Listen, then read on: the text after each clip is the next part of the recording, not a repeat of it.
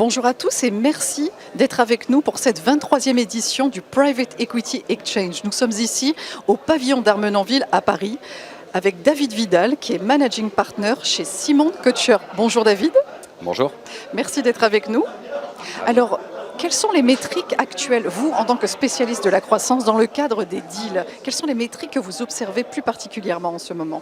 Alors nous, on va regarder toujours des métriques classiques sur l'évolution du nombre de clients, le rythme d'acquisition de ces clients et éventuellement le churn qui va avec, donc la qualité de la rétention, comme on dit.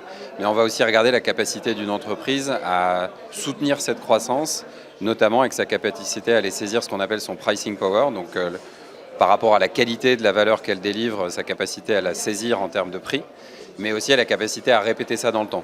C'est une chose de le saisir une première fois, c'est une autre chose de professionnaliser une démarche qui permet à la fois de renforcer la valeur, de renforcer la marque, de renforcer le portefeuille produit et d'aller s'assurer qu'on va aller d'année en année répéter ce potentiel-là, ce qu'on voit beaucoup dans l'univers des deals, dans l'univers des sociétés en portefeuille des fonds. C'est de plus en plus d'investisseurs qui vont regarder justement la capacité à générer cette valeur de manière systématique en répétant l'exercice et en construisant encore une fois ce pricing power au fil du temps. Quels sont les indicateurs clés aujourd'hui pour les investisseurs précisément sur ces questions? Alors ces indicateurs-là, on va les regarder en deux temps. Dans la phase de pré-deal idéalement, ce qui n'est pas toujours le cas historiquement d'être dans le détail de la valeur client, de la monétisation. Toujours, on a eu des CDD, des commercial due diligence qui s'intéressaient à ce qui est autour de sous-jacent de marché, autour de la dynamique client, quoi qu'il arrive. Mais finalement assez peu sur ce qu'on appelle la qualité du revenu, qui encore une fois se fonde sur le dynamisme commercial en termes d'acquisition de nouveaux clients, mais aussi la capacité à saisir cette valeur. Et comment, en ce moment, pour clôturer, dans ce contexte, les investisseurs réagissent-ils actuellement? Alors peut-être plus que de réaction, d'évolution, je parlerai.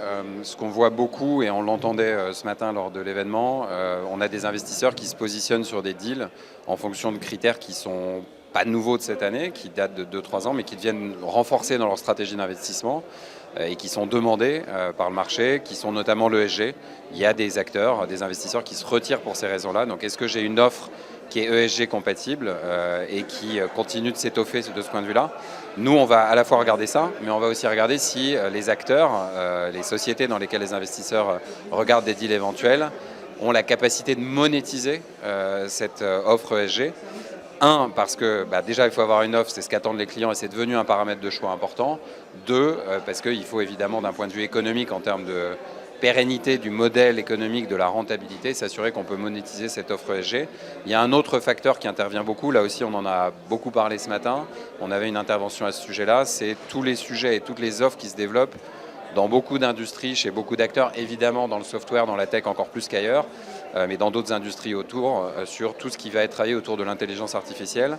Là aussi, est-ce que j'ai une offre qui apporte de la valeur, qui va chercher à générer des gains de productivité et surtout à en apporter chez les clients?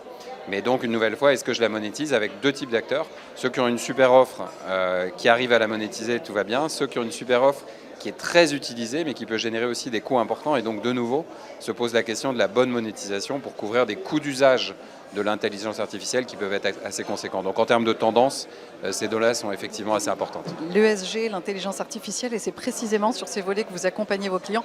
David Vidal, merci infiniment de nous avoir rejoints. Merci à vous de nous avoir suivis et à très bientôt sur Smart TV.